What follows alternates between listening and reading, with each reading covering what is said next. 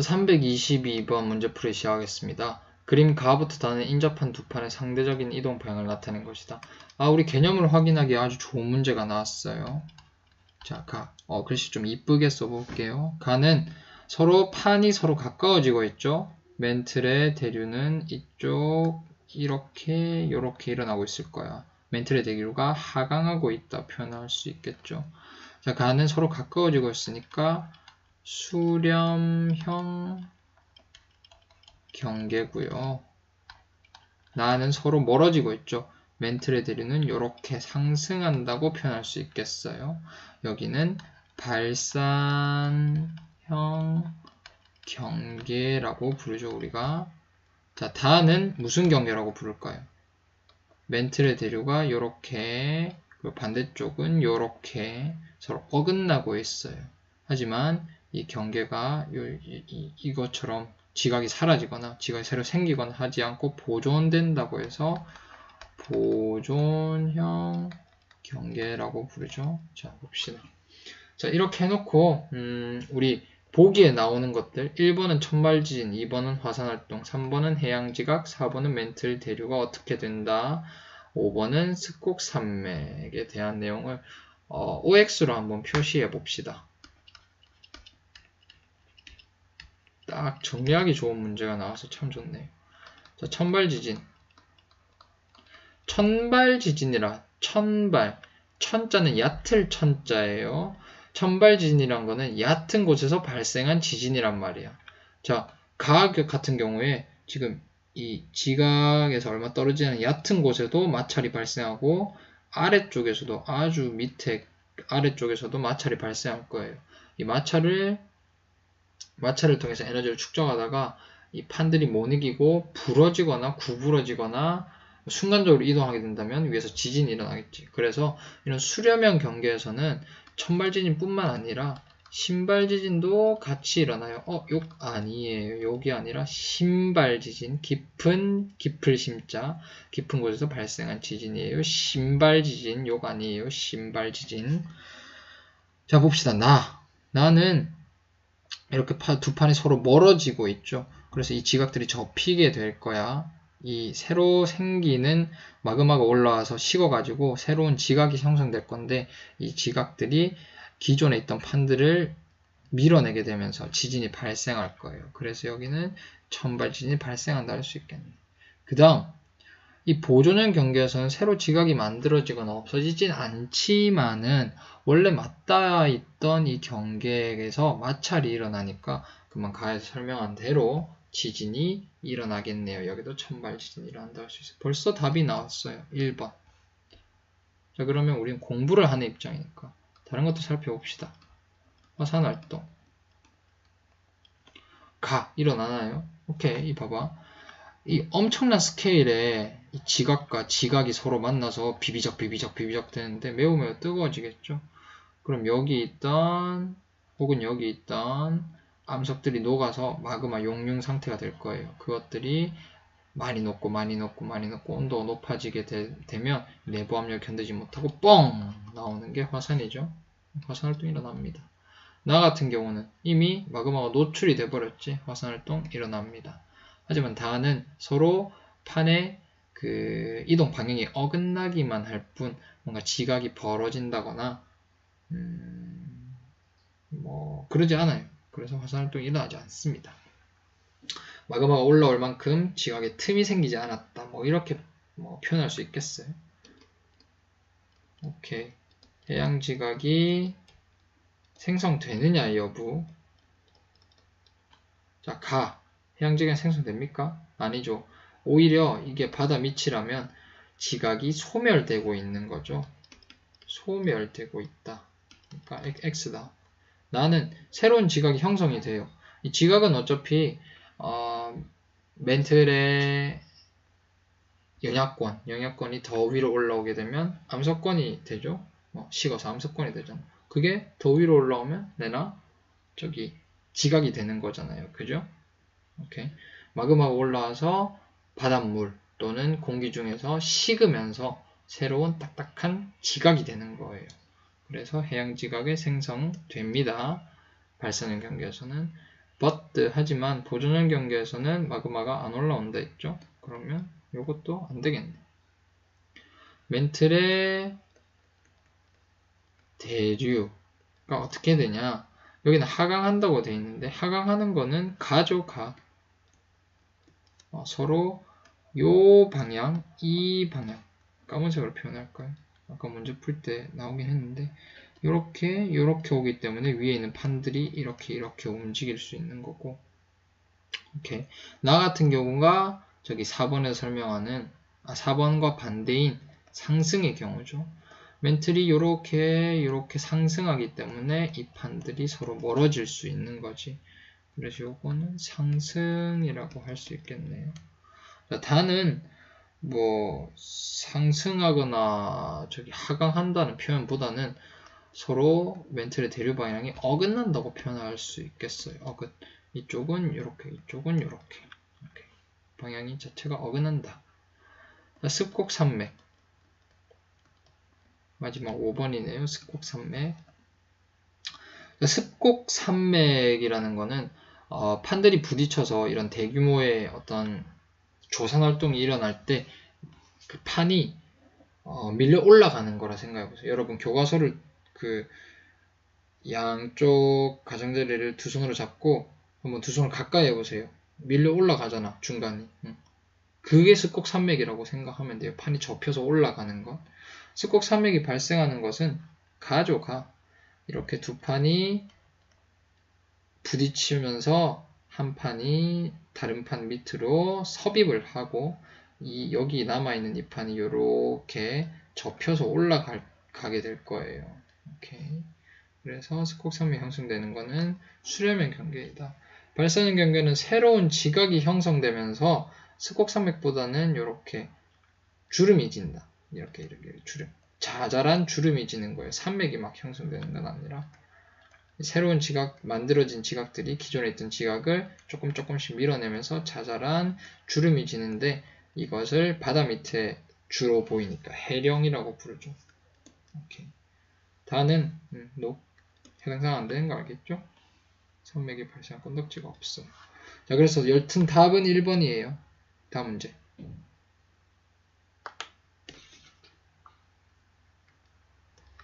자, 제일 좋아하는 서술형이 나왔네요.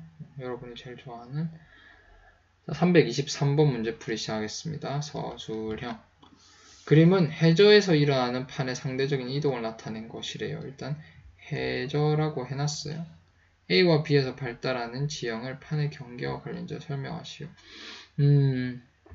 요 경계는 수렴형 경계, 요 경계들은 발산형 경계, 그리고 이 경계와 이 경계 사이, 여기는 보존형 경계.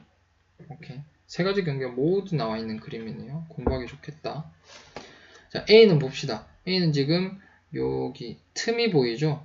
그런데 서로 판이 어떻게 되고 있어? 반대 방향으로 이동하고 있지. 그리고 여기 V자로 판이 홈이 난 거 보이죠? 이걸 V자곡, 그러니까 열곡이라고 부르고 이 열곡의 가장자리를 중심으로 쭉 멀어지면서 해령, 주름들이 져 있는 게 보일 거예요.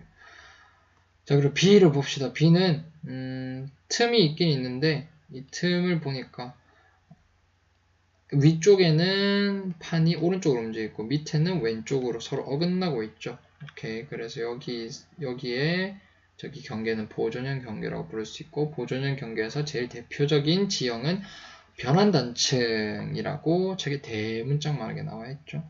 자, 이 내용들을 종합해서 한번 서술해 봅시다. A와 B에서 발달하는 지형을 판의 경계와 관련을 지으래요. 제발. 지형과 경계, 그러니까 써야 될 게 지형과 경계 1번, 2번이야. 이 둘을 관련 지어서 적어달란 말이에요. 오케이. 자, 이쁘게 한번 적어볼까요? 글씨를 이쁘게. A는 두 판이 서로 어떻게 되는? 멀어지는 무슨 경계? 발산형 경계이다. 일단 판의 경계를 적어줘야지. 오케이. 여기서는 발산형 경계에서는 여기서는 새로운 지각이 만들어진다 합시다. 지각이 생성되며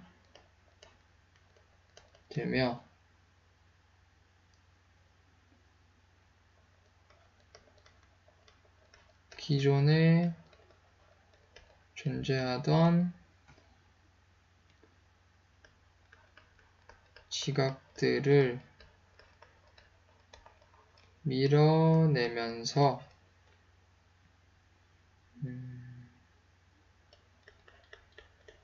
지각의 주름이지는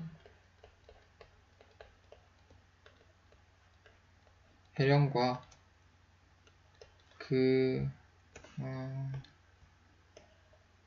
해령과 경계의 중심부에는 V자 모양의 열곡이 발달한다. 발달한다라고 하는 게 좋겠어요. 발달하는 지형을 판의 경계 관련지어 설명하시오 했으니까 만약에 좀 더 간단하게 문제를 냈더라면 발달하는 지형을 판의 경계 관련지어 제시하시오 이랬으면 A는 두 판이 서로 멀어지는 발생 경계이다.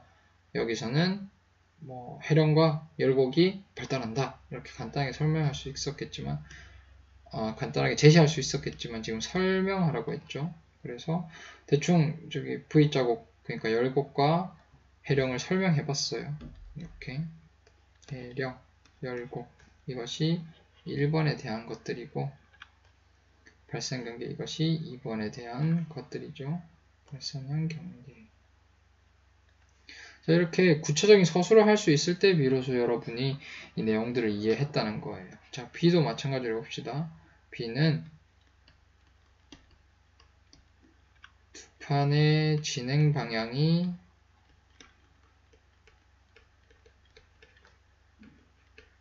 어긋나는 무슨 경계?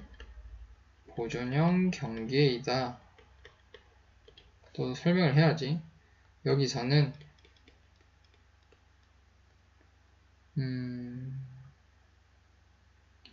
지각이 크게 여기 말고 지각이 미안해요. 조금 수정을 합시다. 지각이 소멸되거나 생성되지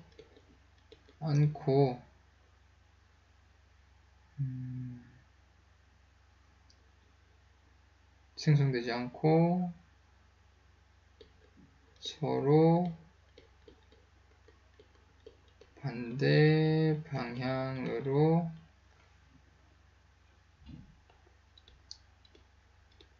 어긋나는 변환단층 발달한다. 자, 이것도 변환단층에 대한 설명이 될 수 있죠. 지각이 소멸되거나 생성되지 않잖아 여기서는. 그리고 서로 반대 방향으로 어긋난다는 표현을 꼭 써줘야 될 것 같아요. 어긋난다. 만약에 그냥 서로 반대 방향으로 간다 이러면 발산형 경계 같잖아 마치. 발산형 경계와 보존형 경계 구분할 수 없으니까 서로 반대 방향으로 어긋난다라는 표현도 같이 써주길 바래요. 항상 어긋난다라는 표현도 오케이. 자, 여기도 보존형 경계 설명을 했고 이 변환단층이라는 대표적인 지형을 설명을 했어요. 자, 이렇게 서술할 수 있어야 돼. 자, 혹시 따라 적을 친구들은 3초만 줄게. 따라 적으세요. 3, 2, 1, 땡.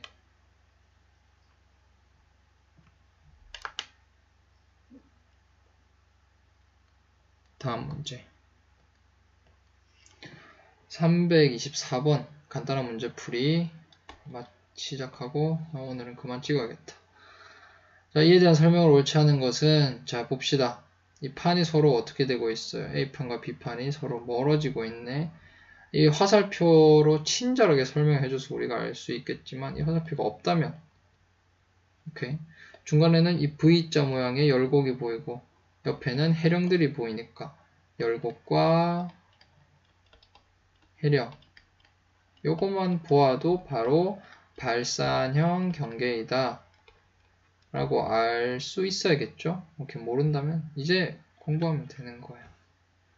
발산형 경계가 일어나기 위해서는 멘틀의 대류가 상승을 해야 한다. 그래야 요 흐름을 타고 판들이 요렇게 이동할 거 아니에요. 그죠? 1번 풀어봅시다. A판과 B판 서로 멀어진다. 발산형 경계니까.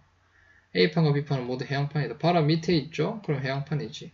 멘틀의 대류의 상승부에 위치한다. 멘틀의 대류가 상승하고 있죠. 하강한다면 수렴형 경계가 될 거예요. 이렇게.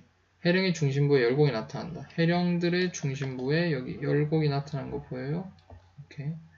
해양지가에 나 있는 기역이 니은보다 많다. 기역은 마그마가 새로 올라와서 바닷물에 의해 식고 새로운 지각이 형성되는 곳이야. 그러니까 지각이 응애하고 태어나는 곳이에요.